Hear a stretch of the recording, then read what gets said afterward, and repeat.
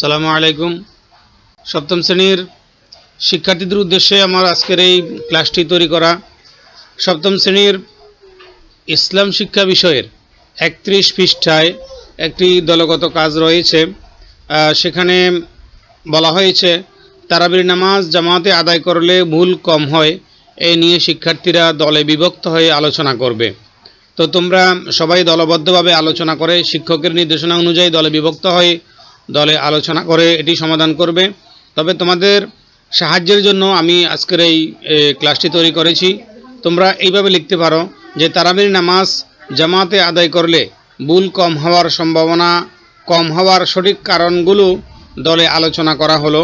তারপর তোমরা এটা লিখতে পারো ১ নম্বরে যে তারাবির নামাজ ২০ রাকাত রমজান মাসে তারাবিহের সালাত একত্রিত হয়ে জামাতে আদায় করা উত্তম। সাধারণত অনেক রাকাত নামাজ হওয়ায় একা একা পড়তে গেলে ভুল ভ্রান্তি বেশি হয়। এটা তোমরা ১ নম্বরে লিখতে পারো। তারপর তোমরা লিখতে পারো যদিও সকল মুসলমানেরই কোরআন মাজিদ শুদ্ধ করে তিলাওয়াত জানা থাকা আবশ্যক, কিন্তু বাস্তবে দেখা যায় অনেক মানুষ শুদ্ধ করে কোরআন তিলাওয়াত করতে পারে না, ফলে তারাবির নামাজে ভুল হয়ে যাওয়ার সম্ভাবনা থাকে। কিন্তু যেহেতু নামাজ পড়ানোর জন্য ইমামকে যাচাই বাছাই করেই নিয়োগ দেওয়া হয়, সেহেতু তারাবির নামাজ জামাতে আদায় করলে ভুল ভ্রান্তি হওয়ার সম্ভাবনা কম থাকে।